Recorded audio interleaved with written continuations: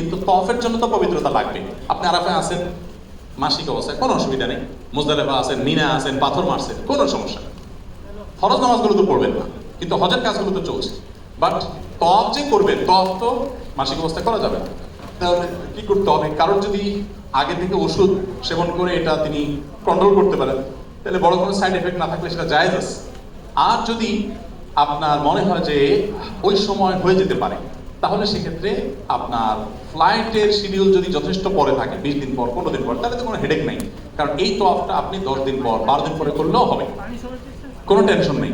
ঠিক আছে, মাসিক হয়ে গেছে, ওকে, যখন পবিত্র হবো আমি হোটেলে অবস্থান করলাম, যখন পবিত্র হবো সেদিন আমি এই তওয়াফ করবো, তাতে হয়ে যাবে, কোনো সমস্যা নেই। আচ্ছা,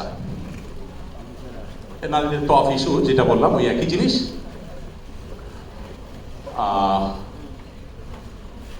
মিনায় ফিরে আসা রাতে যেটা বলছিলাম যে পাথর মেরে মক্কা চলে গেছেন, আমরা তওয়াফ টপ করলেন, এখন শরীরটা ছেড়ে দিছে, আর আসতে মন চাচ্ছে না। প্লিজ এটাকেও আমরা করবো না, মিনা রাত্রি যাপন করবো না। মিনা রাত্রি যাপন করেছেন এবং ম্যাক্সিমাম আমার এটা ওয়াজিব বলেছেন, যদিও হানাফি মাযহাব বলে যেটা সুন্নাত, তারপর এটা আমরা করবো।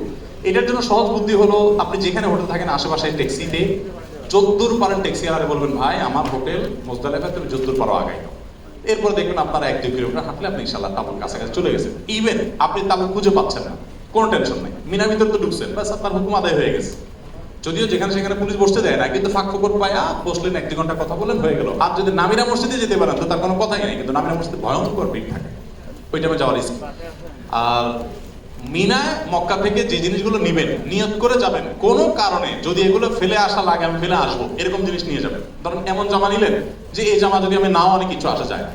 ধরেন আপনার এখন মিনায় গেছেন, কিন্তু আপনার তাঁবু অনেক দূর, শুধু ব্যাগটা তাঁবুতে আছে, এই জন্য আপনার তাঁবুতে যাওয়া লাগবে, তাহলে তাঁবুর জন্য টাফ।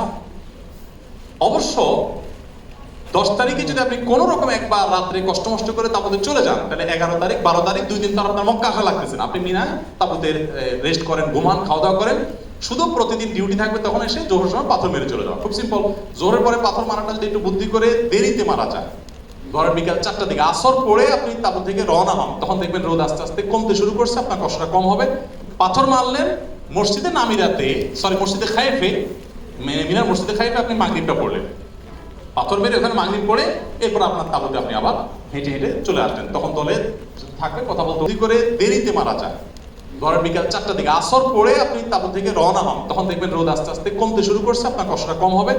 পাথর মারলেন মসজিদে নামিরাতে, মসজিদে খায়েফে, মিনার মসজিদে খায়েফে আপনি মাগরিবটা পড়লেন, পাথর মেরে ওখানে মাগরিব পড়ে এরপর আপনার তাঁবুতে আপনি আবার হেঁটে হেঁটে চলে আসবেন, তখন দলে থাকবে, কথা বলতে বলতে জিকির আজকার করতে চলে আসবেন।